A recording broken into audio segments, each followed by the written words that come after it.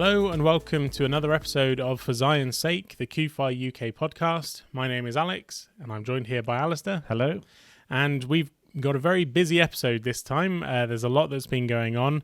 And while most of the world's attention has been on the Titan submarine disaster, we've had a lot of things going on around Israel and the Middle East, which we need to bring to people's attention and talk about today. Isn't that right, Alastair? Yeah, that's right. I mean, we hope that we will bring some of these things to your attention for your awareness and for your prayer and for understanding some of the issues that Israel is facing. You're right, this week a lot has happened, especially in regards to Israel's dealing with Palestinian terrorists. There have been some operations. I think we are aware that Israel's counter-terrorism project is an ongoing one. So it shouldn't surprise us that there are incidents in which Israel has to act in order to protect itself by making arrests, by going into areas and trying to root out the terrorists from where they are. But it has been centre of a number of news stories this week, especially, and particularly because it has caught the attention of those who wish to demonize Israel. And so we want to address that particularly today. And so first of all, perhaps if we can just give some context, IDF troops entered Jenin, which is a Palestinian, Arab town, isn't it? And can you maybe just explain why they went in there and what happened? Yeah, so on Monday morning, IDF troops did a counter-terrorist operation. So they went in with armoured vehicles. Their main objective was to arrest 2 terrorist subjects. And so they went in to make those arrests. And as they were doing that, they came under heavy fire, including dozens of bombs that were set off. Some of them actually disabled the IDF vehicles and even injured IDF personnel. And they came under intense gunfire. There was a large gun battle that happened. And as usually what happens with these things, the truth initially doesn't come out, and we hear about deaths from the Palestinian side, and the world condemns Israel, and that's usually the sort of way it goes. But actually, when you look at the details, when the dust has settled, you look at the details, it's actually very clear that Israel was dealing with terrorists. Every single Palestinian who was killed was a member of a terrorist group, or at the time was holding a machine gun, because there's one individual who was not a member, but he was a man holding a machine gun. So really, when it came to this, so there were some deaths in terms of Palestinian terrorists that were killed in an exchange of gunfire, and it's very chaotic when these situations happen, because there are also those who may not necessarily be the targets of the Israeli counter-terrorism operation, but they face, Molotov cocktails, rocks being thrown, pipe bombs by civilians who clearly might have some interest in defending these terrorists. They might know them, they might sympathize with them, and so Israel has to deal with all of that confusion. And to have to make judgments based on what proportionate response does it give when trying to maintain that order and yet still fulfill its ultimate goal of arresting the terrorists, which are often people who, based on the intelligence that they have, are people who need to be captured and need to be arrested. And they're usually higher profile terrorists who are maybe involved in organising the terror attacks, and that's why they get heavily protected. That's why there's a lot of these forces from the Palestinian side coming out with M16s and shooting at Israeli soldiers, because they're the commanders. Their commander is just about to be sort of arrested, and they're going to try and stop that, obviously.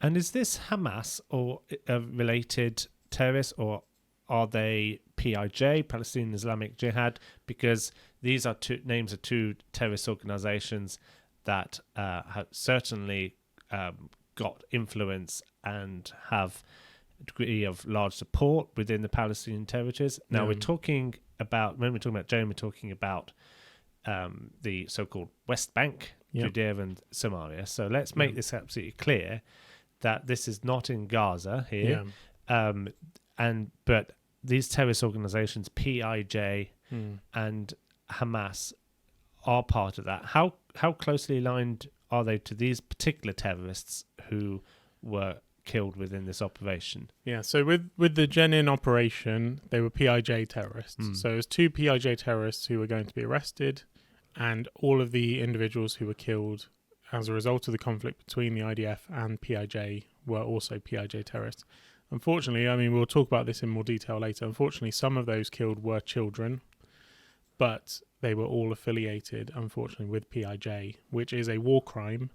PIJ were committing a war crime by recruiting children to carry out terror attacks and to be involved in terrorist operations. And we'll talk about that in more detail, and I'll explain why the United Nations describes the use of children as a war crime and a human rights abuse. So is that the basis of the controversy then regarding this? Because it has been part of the mainstream media have been portraying this as part of Israel has been at fault. Is that the principal issue? Well, I think what happened with the Jenin operation, so I'll just explain a little bit the actual incident very briefly. Oh, sorry, I hit my microphone. Very briefly, the Israeli soldiers entered Jenin to arrest an individual. They came under heavy gunfire. The terrorists disabled one of the Israeli vehicles and injured a load 7 Israeli forces.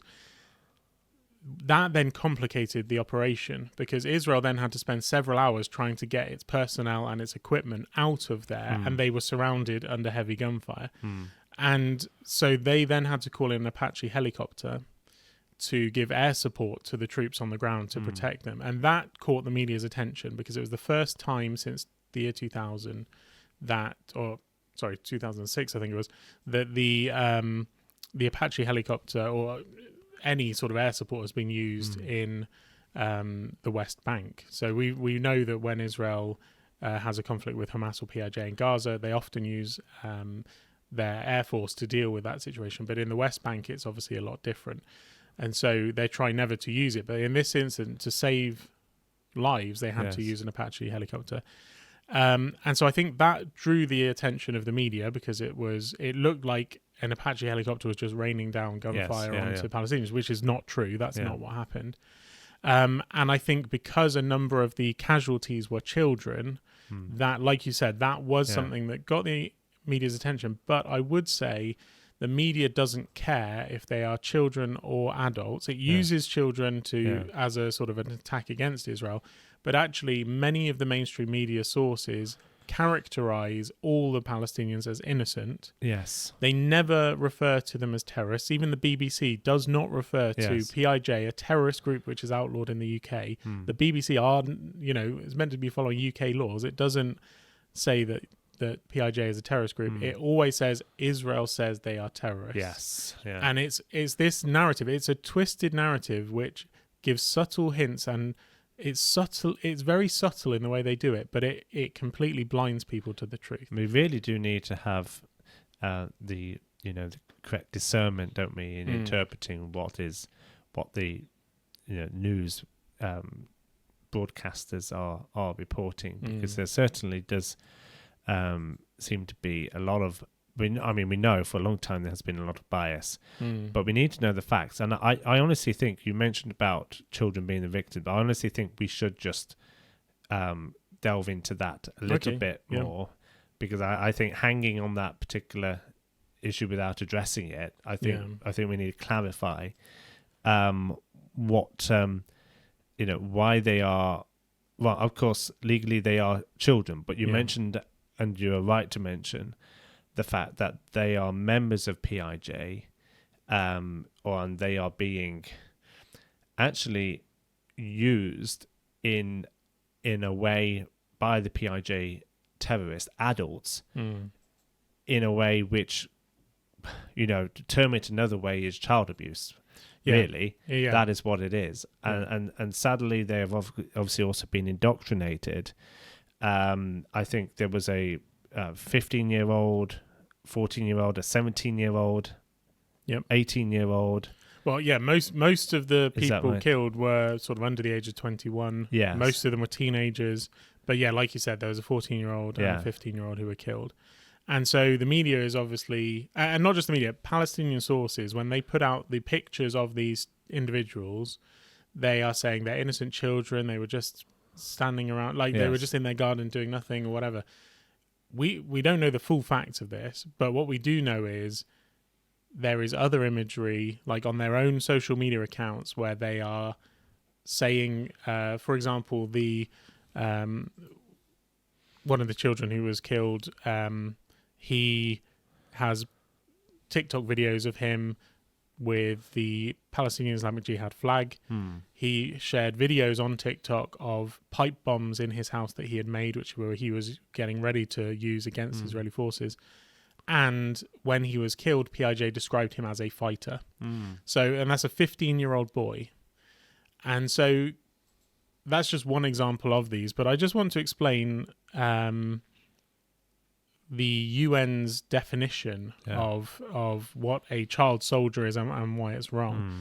So, for example, this is part of the Paris Principles on the Involvement of Children in Armed Conflict from 2007. It says a child associated with an armed force or armed group refers to any person below 18 years of age who is or who has been recruited or used by an armed force or armed group in any capacity, including but not limited to children, boys and girls, used as fighters, cooks, porters, spies, or for sexual purposes. It does not only refer to a child who is taking or has taken a direct part in hostilities. Wow, so that's even broader. So it's even broader, actually, yes. Yeah. And so, but with this incident, there were clear examples this week of Palestinian Islamic Jihad using children for terrorism. They were armed and they were using them. Yeah. And so this is what the United Nations says. Human rights law declares 18 is the minimum legal age for recruitment and use of children in hostilities.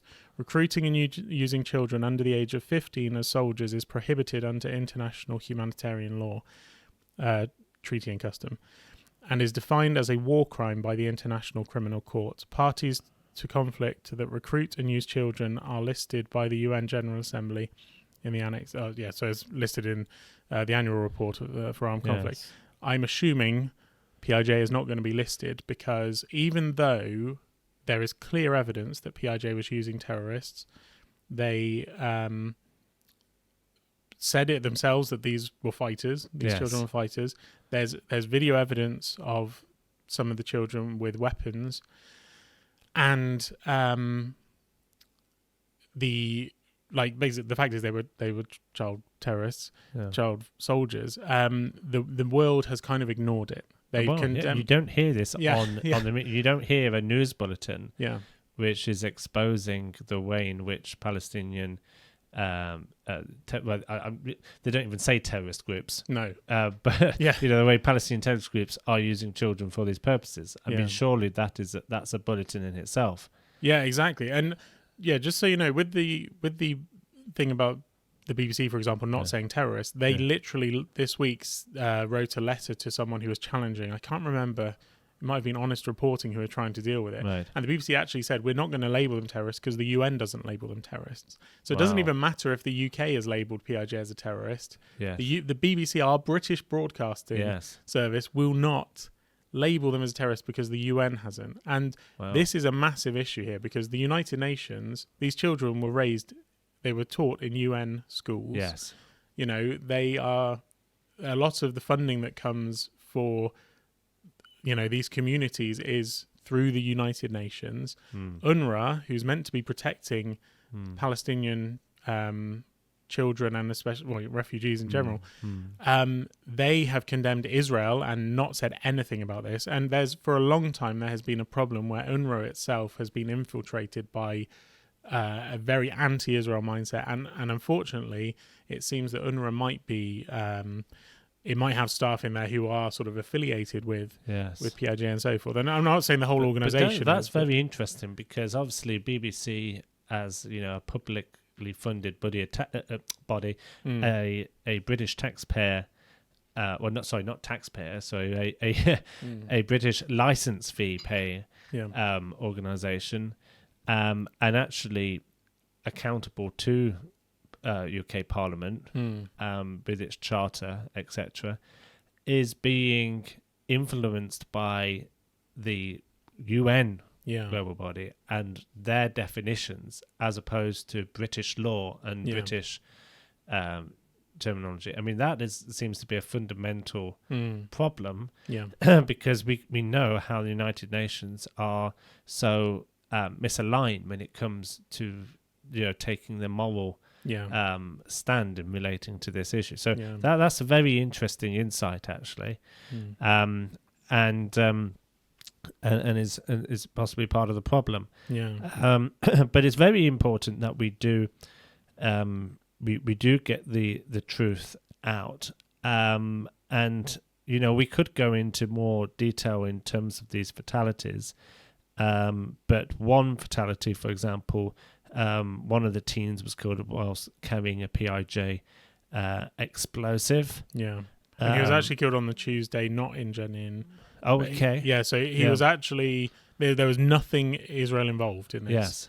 And this is why most people have never heard of this incident. There were two teenagers who were carrying explosives, an 18-year-old and a 17-year-old. They died when they were carrying it. It exploded in their hands, and it injured a third person as well, who's in a serious condition. Right. So that's another child, another teenager, so two individuals. And it is strange, actually, because in my view, an 18-year-old and a 17-year-old, there's not really much difference. But actually, one is classed as an adult, one is classed as a child. But anyway, two individuals who were killed. Yeah, and so, but they were killed by PIJ because they were recruited by PIJ to carry out terror attacks. They were either setting up the bomb or they were removing it from the road. And they died, and the world doesn't care. It does not care. So sad. So sad. And you're quite right. I mean, legally, of course, the 17-year-old was a child. The 18-year-old isn't. So,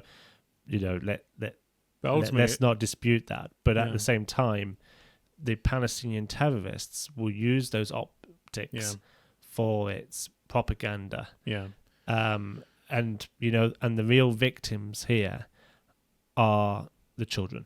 Are these young people. So look, standing with Israel, like opponents of Israel will try and present a pro-Israel stance in the light of being anti-Palestinian. They try and say that we're anti-Palestinian. Nothing could be further from the truth. If you are going to be pro-Israel in your worldview, then you will have a heart for innocent Palestinian children. In fact, all Palestinians, actually, because they are a victim of an evil agenda, and so actually standing with Israel is standing against terror. And it's standing for peace. And it's standing up for Palestinian children. And it's standing up, exactly. And that's the thing. It's like, I mean, there's some other incidents this week with children being killed, and it's like the world either uses it to attack Israel when Israel is not at fault, or it just ignores it, because the children, or the child who was killed when he was carrying that explosive for PIJ, he was honoured by PIJ as a terrorist. He was a martyr and so forth.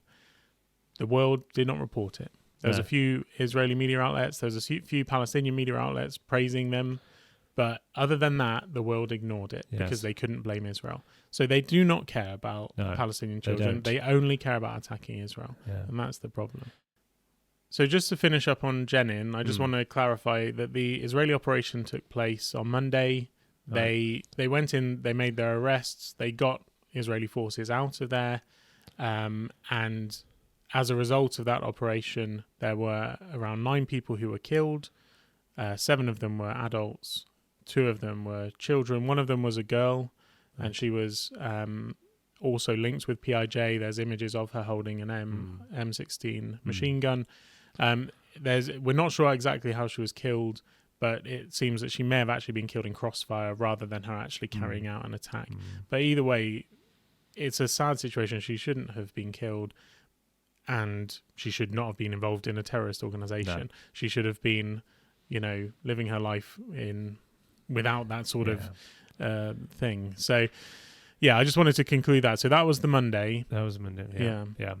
Now, there was an attack in Israel on Tuesday by Palestinian terrorists, and it would suggest that there is perhaps a link in terms of retaliation, or as they would view it. And very sadly, there were 4 people killed, 4 Israelis. This is in the Israeli community of Eli in Samaria, and the 2 attackers were Palestinian terrorists, and the 4 people were actually 2 adults and 2 teenagers. One teenager was 17, effectively a child, and the other one was 18, but some reports say 17 as well. So potentially 2 children, 2 adults that were shot and killed, and there are also, I believe, 4 that are wounded. Yeah. So we pray for the families of those who were murdered, and we pray, of course, for those who are recovering. One of the Palestinian terrorists was actually shot and killed there and then by a civilian, I think. By a civilian security guard, and then the other terrorist was shot in a shootout by security forces later on. Yeah. Sorry. Well, I was going to say, this attack, just to clarify, when Israel went into Jenin, it was dealing with counter-terrorist operations. It was dealing with terrorists. This was a cold-blooded murder by Palestinian terrorists against innocent people. It was at a petrol station and a restaurant. Yes. This, similar to what we've seen in Europe when ISIS have done their shooting attacks and so forth. This was that kind of attack. The children that were killed were in a restaurant eating with friends, and they were shot dead by a terrorist. It's a tragic incident. There's no equivalent. There's no equivalent at all. It's really, really important. Yeah. So even though we say, well, this happened and then that happened in the retaliation, it's retaliation from their mindset. But based on the facts, it absolutely isn't comparable. Yeah. One is a legal battle between a terrorist group and a military. Yes. Completely within the realms of international law. Yes. Although the terrorists were breaking laws because they were in civilian populations, blowing up bombs near houses and using children as soldiers. The second attack was a complete terror attack from Hamas. Hamas have claimed responsibility. And they said it was a response. Yeah. They said that it was interesting actually to point out that it was Hamas that's claimed responsibility, and not even being accused, but actually claimed it. They said that it was an heroic response, is how they described it. They said that, yes, it was their gunmen, and Israel's Channel 12 said, their correspondent said that the attack had been planned, directed, and financed by Hamas in Gaza, which is quite interesting when you consider that Israel was trying to root out PIJ terrorists, and yet Hamas has conducted this terrorist attack. Yeah, and they are completely separate. And they're completely separate. Yeah. But it shows a unity there within Palestinian terrorism, and I think people don't necessarily realise this. They maybe see different levels of terrorism within the Palestinians. It's like, PIJ, they're the worst because they're just a terror group. Whereas Hamas, well, that's political, and Jeremy Corbyn sees them as friends and so forth. It's like it's that sort of thing. Like politicians have met with them and things. It's like, so Hamas is not as bad as PIJ. Well, the reality is, PIJ. Yeah. In fairness to PIJ, on Monday they were only dealing with Israeli military. They weren't attacking civilians. Hamas only attacked civilians. Yeah. Well, there is a thought that Hamas are trying to escalate the situation in the West Bank, Judea and Samaria, and I think I'll come on to some of the background in a minute about that. But it's quite interesting because recent survey by the Palestinian Center for Policy and Survey Research. That might have been the centre, actually. We spoke about policy last week. But one interesting thing which came from that is that the Hamas leader, Ismail Haniyeh, would receive support from 56% of the Palestinian population, Wow. whereas Mahmoud Abbas would win only 33%, according to that Wow. research. And of course, the Palestinian Authority have postponed elections since 2006. Yeah. Because if an election was held, Hamas would be in control not only Gaza, but of the West Bank. Yeah. Exactly. Yeah. Yeah, and there were recent student elections within the West Bank, and Hamas won the student elections. So yeah. So there's a lot to pray about, Alex, in regarding to these all of these topics, of course. And we must lift them up before the Lord, because they can be quite heavy in terms of how do we process this information. But we're standing with Israel with the knowledge that the God of Israel sees. The God of Israel is not slumber or asleep. He's aware, and we are trusting in him, and we are trusting that the truth will be the victor in the end. Yeah. But Israel definitely needs our prayers. It needs our prayers in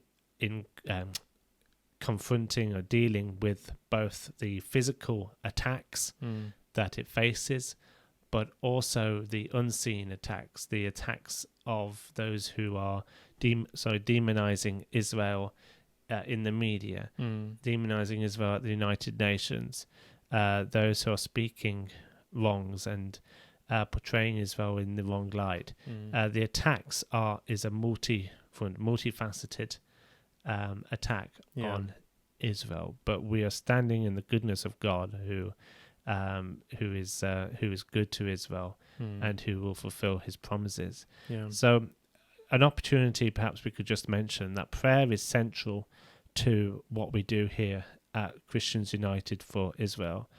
In fact, we don't want anything that we do to be without the foundation of prayer, because we need the Lord's discernment and guiding and strength and enabling, and as does Israel. And so we want to be on the right page, and that is to be on the right page is to be on the pages of the Bible. So these things are things which I know that our supporters also share our heart in this way, that we must pray. And so one of the things we have is a CUFI prayer initiative. Yep. This is a weekly prayer bulletin that we issue. We have it on our website, but we also provide a link in our weekly review. Weekly review is sent out every Friday with a summary of the news and various perspectives, and overview of what has been happening during the week. And that weekly review, we hope, equips our supporters. And there's an option, you can just read the email, and you'll read it in 5 minutes, probably at the most. But then you can go in and read the stories in more detail. And then we have a prayer section, which is based on actually really interceding for Israel on the matters of the week. So if you are listening to this and you're burdened to pray for Israel, then please do connect with us by receiving this information which we send out. The best thing to do is to visit our website and to subscribe for free. It's www.cufi.org.uk/subscribe. And by signing up to our emails, you will receive both this weekly, the weekly review, the prayer bulletin as well, which we email out. I should say that we email it out as well.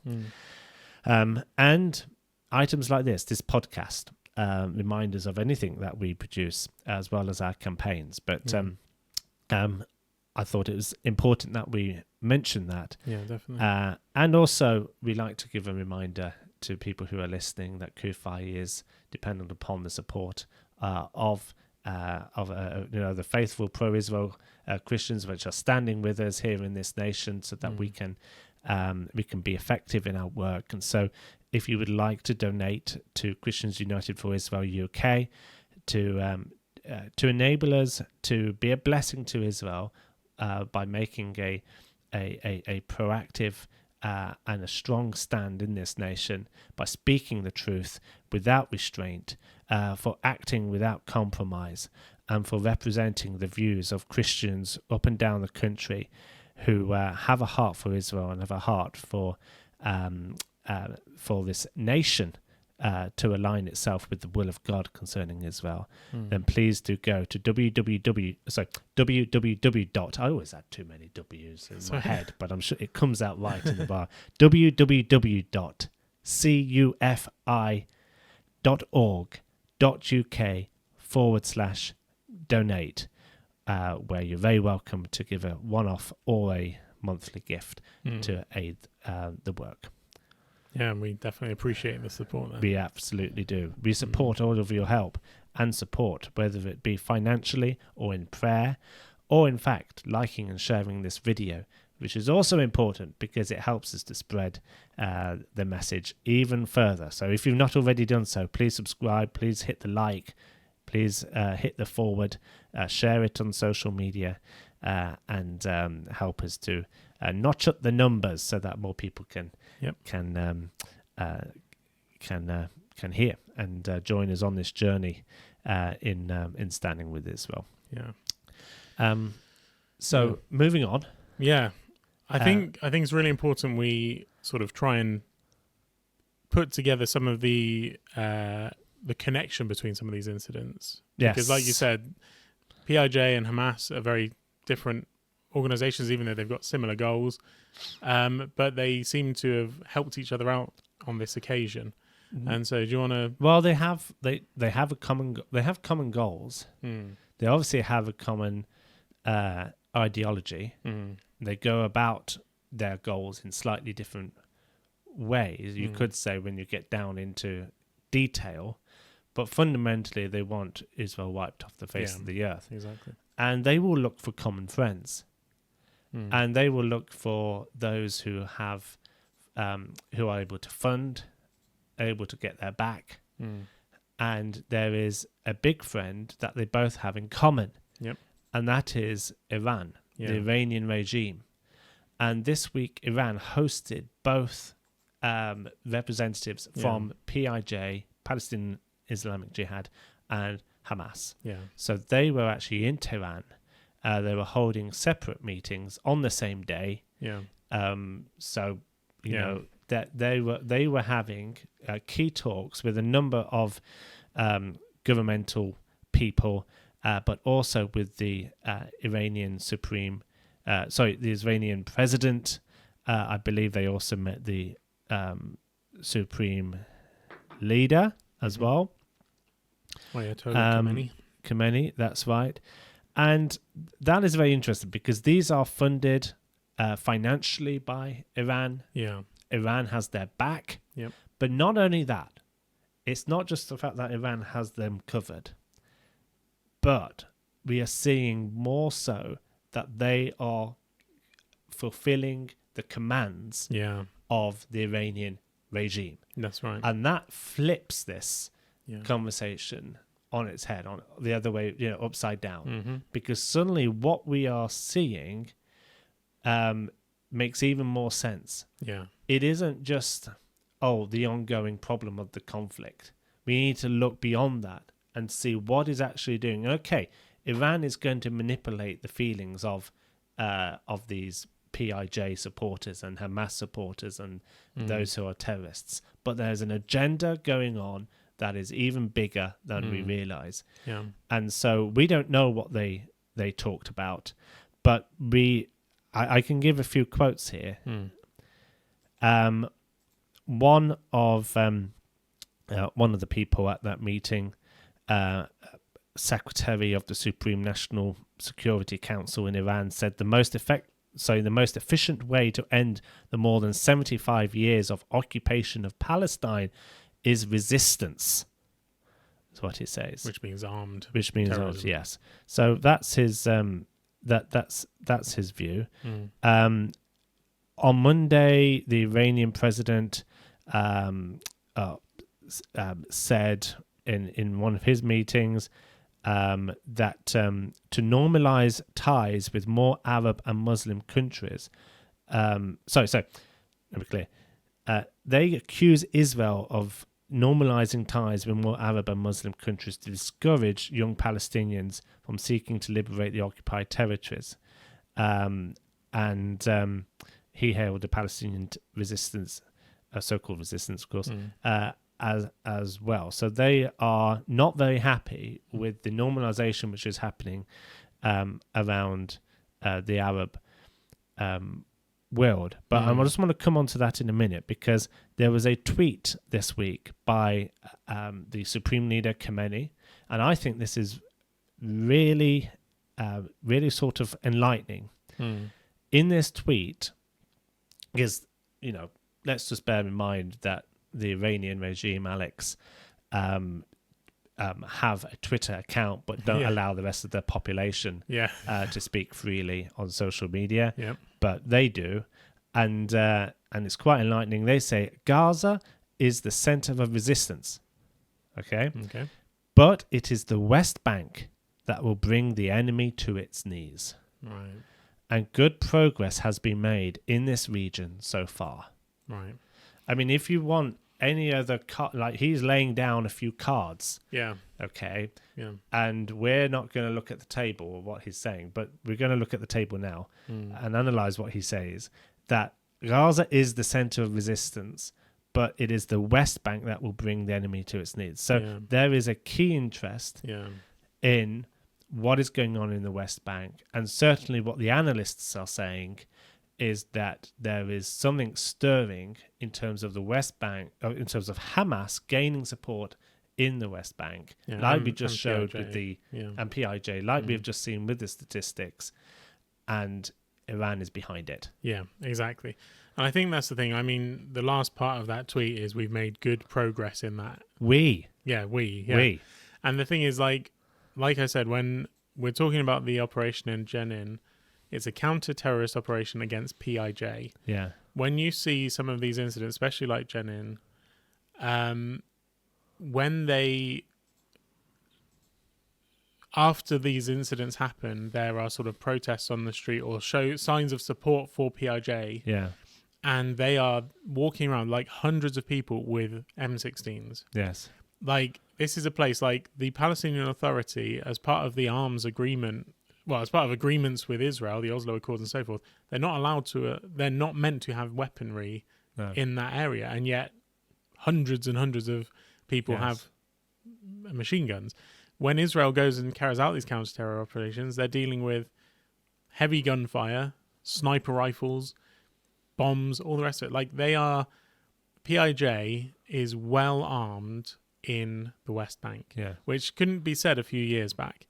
And Israel always reports, every week there's a smuggling attempt into the West Bank where Israel stops 20, 30 weapons going in. Well, unfortunately, they're not able to stop all of those incidents of smuggling. And one of the main reasons why is because obviously Palestinian Authority is weak and not doing anything. Hamas and PIJ are working together for this. Obviously, Iran is sending the weapons and the funding. And what it's showing is the West Bank is becoming now a massive problem for Israel to deal with, because Iran is embedding its terrorists right on Israel's doorstep. Not even on its doorstep, within, because when you look at biblical Israel, it includes Judea and Samaria, it includes the whole of the West Bank. And so it's, there's communities, Israeli communities right next to Palestinian communities. It becomes a massive problem, just like with the Eli terrorist attack. Eli is in Samaria, in the north of the West Bank. I'm saying West Bank is confusing when you're saying all the different things, but Samaria is the north of the West Bank. The West Bank is what most people will know that area as, but it is Judea and Samaria. And they weren't sort of going past checkpoints or anything. They kind of drove over there, carried out their shooting attack, and tried to drive away, sort of thing, because it's a lot more. It's not just on Israel's doorstep; they're next door neighbors, kind of thing. they're actually connected together, even greater than that. And with Khomeini saying what he said in the past, he said it's the duty of all Muslims to fight against Zionism. Yeah. Like, this is a radical ideology, a religious belief that he has, and he is carrying out his agenda, which is to wipe out Israel off the face of the earth. Yeah. And when we look at Hamas and PIJ, like you said before, it was like they're separate organizations, they're not working together. Now they've got a common funder, which is Iran. Yeah. And I think it should be pointed out that PIJ is fully funded by Iran. PIJ is a branch of the Iranian regime. Yeah. Hamas is not. Hamas is actually partly funded by Iran. But it seems that over the past few months and especially years, Hamas has given over some of its not given over some of its control, but it's allowing Iran to control them more. It's allowing Iran to call the shots. Yes. And I think this is evidenced by the fact that this week they were in Tehran, meeting with Iranian leaders, and suddenly Hamas are the ones responding to a PIJ incident. And so I it's a very interesting thing that's going on there. Yeah. And Yeah. I think Israel knows what it's dealing with. Israel has to carry out more of these operations into the West Bank. Yeah. It's going to be going in again to arrest more terrorists in the near future. We're going to see a lot more incidents like this happen. And I think that's why we need to be praying for Israel, praying for the protection of Israel, praying for wisdom for Israel's leaders, because the world is going to keep condemning Israel. Yes. And yet these are terrorists. This is a terrorist organization. Yes. They are outlawed within our own countries, and yet our own media, even our own government, is not seeing the reality on the ground. It's not seeing the truth. No. And it's which is why we have a call from CUFI to ban the IRGC, the Iranian Revolutionary Guard Corps, by going to www.cufi.org.uk/IRGC to get the Iranian regime's militia, which is kind of its military, but it's terror arm, which is still legal in the UK, in the United Kingdom. So that's one small step. I just thought I'd add that quick plug throw in, that one in there, if you don't mind. But absolutely, we have to be strong on Iran. Because in terms of our country, because if we're strong with Iran, we'll also be strong in countering these terrorist groups in Gaza and the West Bank. And if we're soft on Iran, then we are only bystanders. Yeah, exactly. In watching what is going on. Yeah, you've actually just pointed something out there which I want to highlight. That's exactly the same with the children. Yes. Because the world is ignoring the war crimes, the human rights abuses against these Palestinian children. And it reminded me of the scripture, anyone who causes a child to stumble, it's better to have a millstone around their neck and throw it in the sea, that sort of thing. But it's not just Palestinian Islamic Jihad. It's more than that. It's the United Nations. It's our nation who is ignoring the fact that these children are being used by PIJ. Yes. It's the BBC, the media, who are using them to attack Israel and ignoring the fact that PIJ were using them as terrorists. Like, it doesn't take much research for a journalist to discover the truth about this, because the Palestinians tell us themselves. They post the images of them with weapons. They are child soldiers. It's a human rights abuse. And just as PIJ are the ones who are guilty of that, when the BBC, when the UN, when our governments ignore it, they are complicit, because it's a willful ignorance. It's not. It is clear as day that it's there. Yes. I mean, if you go on, if anyone watching wants to have the evidence on our website, if they sign up to our weekly review, we have articles highlighting it with pictures and facts and evidence showing this wasn't just a child who was stood there playing with toys. They were actively involved in terror attacks. In fact, if you go onto our homepage, it's one of the articles on the homepage. Yeah, this week. This week. Yes, you're right. This week, and it nails down right into the facts. It shows pictures. There is evidence. Yeah. And any journalist is welcome to go on and have a look. Because we're just amateur journalists in a way. We need to go. But you're right. I mean, the information is out there. And it is a willful ignorance, sadly. I mentioned about Iran not being very happy at all in terms of the rest of the Arab world, which is warming towards Israel in various degrees and potential. And of course, the Abraham Accords was celebrated as being a milestone towards that. But I just wanted to share some really interesting research which was published this week, because Iran has not read the room of the Arab world. Right, Okay, but they are headstrong in terms of its convictions. But it is quite interesting, and I think it will be enlightening information for us that we need to know. This is a survey called the Arab Youth Survey. Okay, it's the 15th annual review, survey, and this is not a pro-Israel poll. It is an Arab poll, and the researchers conducted 3,600 interviews of individuals aged 18 to 24, and it was in 18 countries and 53 cities across the Middle East and North Africa to gauge the overall attitude of the Arab world's largest demographic, which is that particular age bracket, 18 to 24. Now, listen to this, okay? According to this poll, Arab youth in the United Arab Emirates, UAE, and Morocco, they're two signatories of the Arab Accords, strongly support the normalization of ties with Israel. Okay, in fact, 75% of young adults in the UAE support normalization with Israel. Wow. 75%. Yeah. And then 73% in Egypt want normalization of ties with Israel. Yeah. Now, in Morocco, it's 50%. Right. 50-50. That strongly support or somewhat support ties with Israel. Okay, it's time to switch channels if the only narrative you're hearing is an Arab opposition to Israel only. It's much different to that. And this is the next generation. And we're praying that there will be a switch in terms of the next generation, which will stand up against the pathetic lies and indoctrination that has been fed not only in the Arab world, but also here in this country. That they will just have had enough of what is being presented and will actually view it differently. And clearly evidence from this Arab-based research shows that 75% in UAE, 73% in Egypt.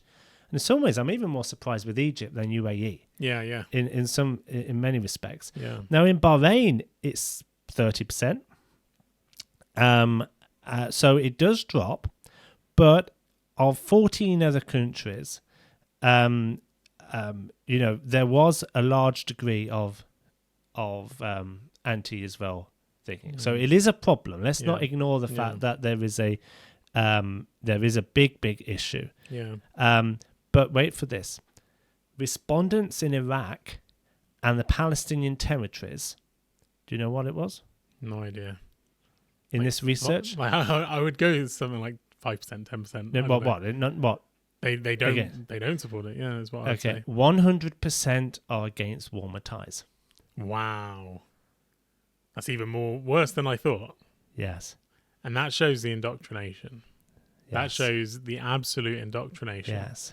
I would actually be really surprised to see what the UK survey would show, not of British citizens, but of Muslims living in the UK, what their perspective of Israel is. Because we know the anti-Israel lobby here is very strong. It's within most mosques and so forth. And so, I wonder actually if they would be similar to the negativity about Israel or if they're, but Now, 2/3 of those polled said that the current tensions between Iran, Israel, and some Western countries, such as the US, will eventually result in war. The US, however, continues to hold sway over the region in the eyes of young Arabs who name it number one among countries felt to have the most influence on the Arab world. Right. Now, think about this. Yeah. Okay. United Arab Emirates has 75% support towards warming ties with Israel. The United States and United Arab Emirates are probably one of the closest allies, between the US and a country in the Middle East. Would you agree? It's Apart also from Israel, obviously, yeah. Well, I was going to say, I'm meaning in the Arab world. Yeah, sorry. You understand what I'm saying? Well, it is one of the closest in the Middle East. Yeah. And Israel also. Yeah. And the young people there obviously have, to some large extent, probably quite a lot of it are influenced by, American, different American things, and probably have quite a positive outlook and attitude towards things of the West. And that in turn results in a positive attitude towards the state of Israel. Yeah. It is critical that the United States maintains its support towards Israel. Yeah. It is critical that the United Kingdom and other Western countries maintain strong support. Yeah. Because our strong support for Israel will influence the young people between 18 and 25 in the Middle East. Yeah. United Arab Emirates is evidence of that. Yeah. So, if we want to see a change in the Middle East, it isn't by us in the West going to be, actually, I think you've got a point there. I think we're going to tone down our support for Israel. And we're going to be a bit more, No.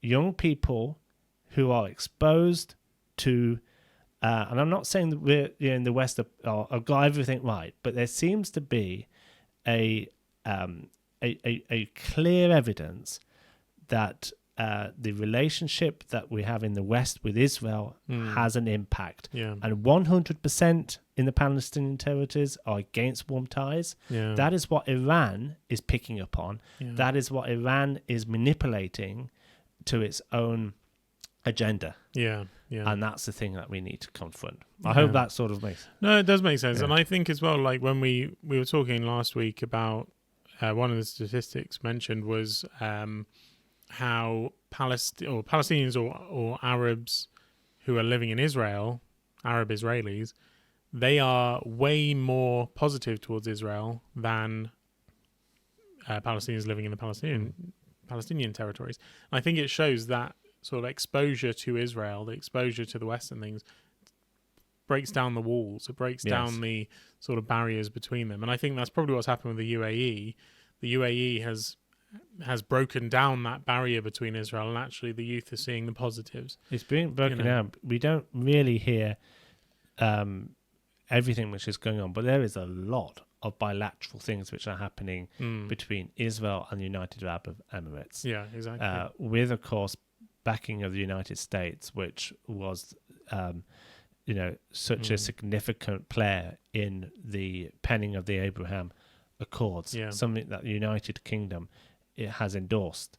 Yep. And, as you say, there's a lot, especially at youth level, there's a lot of initiatives of Arabs in the UAE going over to Israel. Israelis going to UAE is really opened up in terms of, Jews also having larger degree of freedoms of worship in the country. And, of course, we can always look at the things which we would identify as needing to change in our perspectives of some of these countries, but small steps towards seeing a warming towards Israel is something that we need to I think recognize. And the future of the next generation depends upon upon truth and upon presenting Israel in the way in which it should be presented, and not in the indoctrination that you've mentioned, which is so prevalent in the Palestinian territories. So these are these other things, I think we probably need to move on now. Yep. Unless there's anything else you want to say on that. Well, actually, yeah, there is. This is kind of going back to the old subject, and I know we've sort of gone back and forth and things. But you were saying about the Palestinian territories and how they are 100% against Israel and normalization of ties. I think this also... the demographics. The demographics, yeah. Sorry. I think this also sort of ties in, going back to the connection between Palestinian Islamic Jihad and Hamas. I think it's important we also highlight the connection between the Palestinian Authority with these terror organizations, because the final incident that happened that sort of made headlines this week regarding sort of conflicts between the terrorists and Israel was when Israel used a UAV, a drone strike, on 3 Palestinian terrorists who were in a car on their way to carry out a terror attack. So these terrorists, Israel gained information that they were going to carry out a terror attack. When they blew up their vehicle, inside the vehicle, the 3 terrorists were killed, and there were M16 weapons and other things for a terror attack. They were about to commit a terror attack. Absolute clear evidence there. Unfortunately, one of those that was killed was, again, a child. But the interesting thing about this was the child and one of the terrorists were Palestinian Islamic Jihad members. The third terrorist was actually a member of the Al-Aqsa Martyrs Brigade.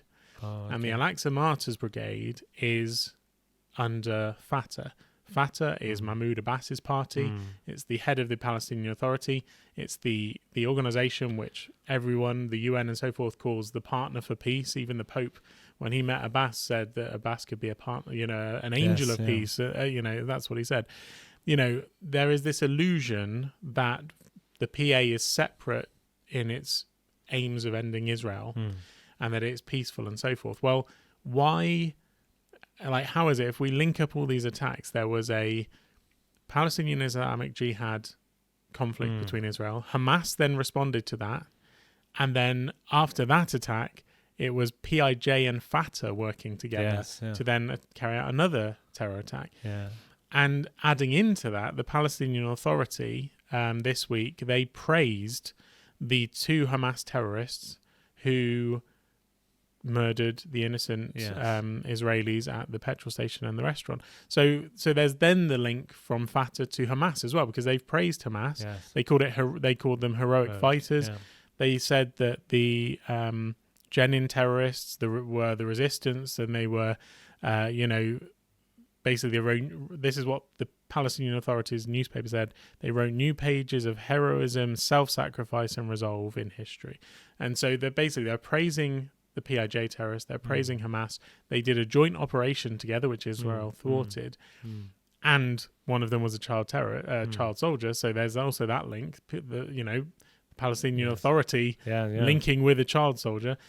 And I just think that encapsulates the fact that it's not just PIJ, not just Hamas, it's also Fatah. And it's all 3 of them working together, which is why you have this... The number of people who are against Israel in the Palestinian territories is 100% in that age group, which I still cannot believe it's 100%. Yeah, you would think there was at least a few people who were, especially in the age group of 18 to 25, is that what it is? I mean, that's insane. And yet you look at the terrorists who are carrying out these attacks, they are all within that age group. Yes. It's just... it just shows the connection between all 3. So that was my final thought. No, thank you. Thank you. That was really helpful to have that insight. So let's just conclude, Alex, with some good news, shall we? And I wondered if I could bring this story regarding football. Yes, another football story. This is the 4th consecutive week of having a football story, which is not intentional, despite my my best efforts behind the scenes to make it a permanent slot of the podcast. But I don't think anyone suspects you're a football fan. No, I'm sure. No. Okay. So last week we spoke about the Israel's success at the Under-20s World Cup, and this week an Israeli club became the first ever team from Israel to win the beach football championships of Europe, the European Beach Football Championships. Right. which is something I had no idea was going on. You didn't? No, I didn't. You didn't know about that? Nope. Well, it's been going on for 30 years, Alex. But I've seen this on the television, not for a long time, I have to say. Right. But beach football isn't as popular sport over here in the UK. I don't think we quite have the weather for it. No. But we do have not a team. Beaches. I believe it. Not enough good beaches, I should say. I don't know. I can see playing this down on Bournemouth on a day like today. Yeah. Yes, this is very popular actually in many countries, and it's taken very seriously. Right. They have a big stand, and they have the pitch is all sand, and the players play with bare feet. And if you've ever played football on a beach, on a sandy beach, then you have a lot of respect for those who can kick a football around with bare feet. And it's not very forgiving on the calves and that when you're playing football on the beach. These guys make a sport of it, and they have won the Euro Cup final. And this team was actually an all-Arab team. Oh, wow. It was a Kafra Kasim Falfala beach soccer club. I'm sorry if I've mispronounced that. Any player that is watching. But they made history on Sunday. They beat Italy in the final on a penalty shootout. As I say, this is the first for an Israeli team. Yeah. They were all Arab because they were from from an Arab community, and they said this is an unforgettable moment for us, a dream come true. We're very proud to represent Israel and the Arab community. Yeah. We made history. Yeah. And they were congratulated by the Israeli president. Such was their success. So congratulations to that team. But here we have an all-Arab club that is attributing its success and saying how proud they were to represent both the Arab community and Israel. Yeah. So I think it's really important to acknowledge that. Yeah, it was very good. And to acknowledge, we always like to see Israeli teams do well, whatever sport. Yep, and even though I've not seen beach football for a long time, maybe I will now watch it a bit more often, especially if we can support an Israeli team. So it's a very good news story. Yeah. I like that one. Yeah. Well, I'll have to prepare for the next football story next week. I've got my work cut out. Yeah, you got to host Israel related. Yeah, don't worry, leave it with me. So the final story is another good news story as well. Intel, the computer chip manufacturing company, has actually announced that it is investing $25 billion into Israel, into a new manufacturing plant. That's a lot of money. A lot of money, yeah. And I mean, it's more than, for example, the trade between the UK and Israel. I don't know the full figures of that, but it's a lot of money. But it also shows as well that if you are anti-Israel and if you're supporting BDS and you want to boycott all Israeli products, well, anything with an Intel microchip in it, from the billions of computers to, anything from... Absolutely. Credit card processing machines and all the rest of it. Intel inside is in a lot of machines, and I think it's going to make boycotting Israel a whole lot more difficult since most of them are now going to be manufactured in Israel. Yeah, absolutely. So. It's very difficult to operate your life in the modern world in which we have without using some form of Israeli tech. Of course, Intel has had a relationship with Israel for many years, but this seems to be a significant investment which is being made, which, as you said, is going to result in more Israeli-made products, chips, they will not be able to. Basically, they won't be able to send emails. They won't be able to do any anti-Israeli propaganda without the computers. Yeah, exactly. So, let's give them some ideas. Yeah. Yeah. Go back to pen and pencil. Yeah, but no, it's good. It's good to be reminded of that. Good intel. Good intel. Yeah, there you go.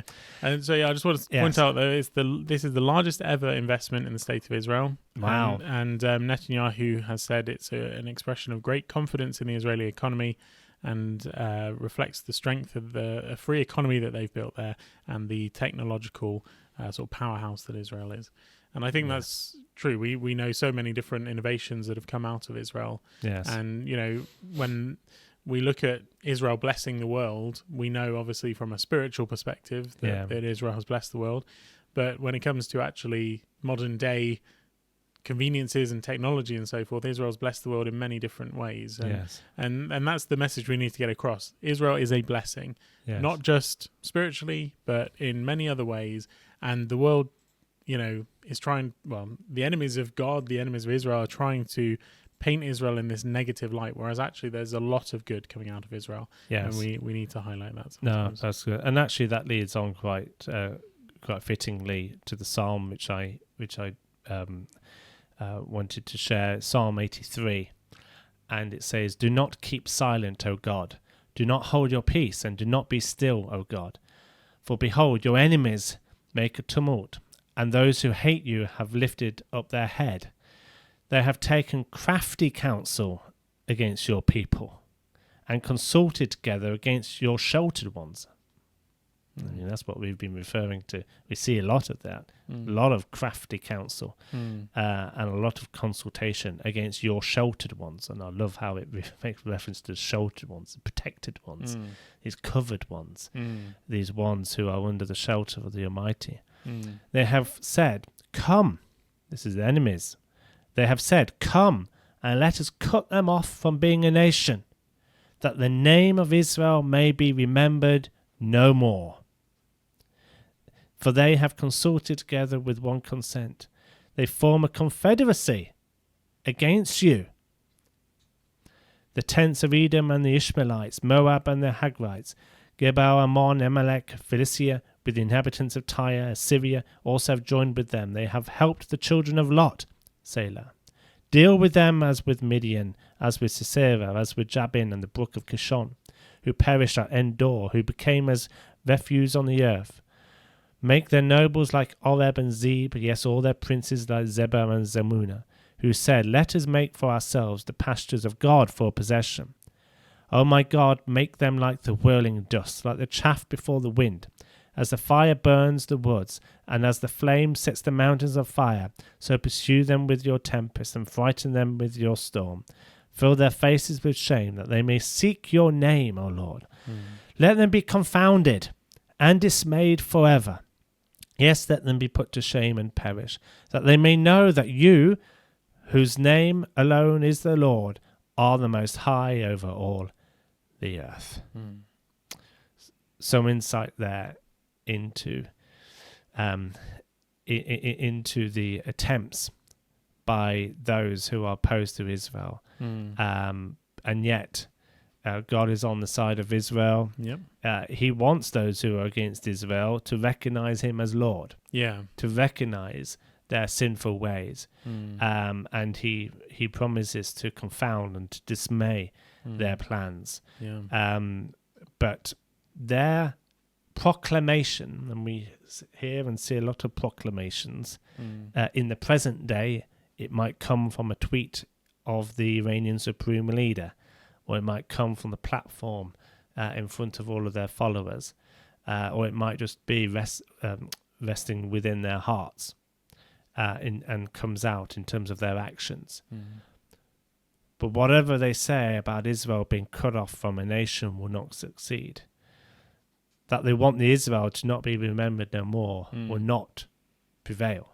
The God of Israel has got it in hand, and wants us to proclaim the truth. And when I'm saying the truth this time, the truth of his word, which promises that the enemies of Israel will not succeed. Amen. And it's just amazing that thousands of years ago, when that was written, the same attempts to wipe out the plans of God and to destroy Israel and the Jewish people were there. And that those attempts are still going on, and yet God is still on his throne. God is still defending his people.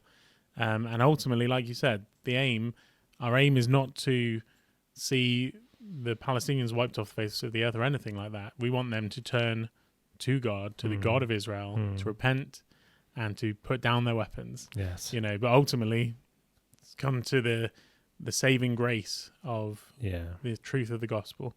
And so that's the thing, is like, it's combating hatred with love. It's combating lies with truth. It's combating evil with the love of God. And that's what we're aiming to do here. Amen. And on that note, it's time to say goodbye for now. We hope we will see you next time at the next podcast for Zion's sake. But for now, thank you for listening or for watching. Thank you for your support, and may the Lord bless you.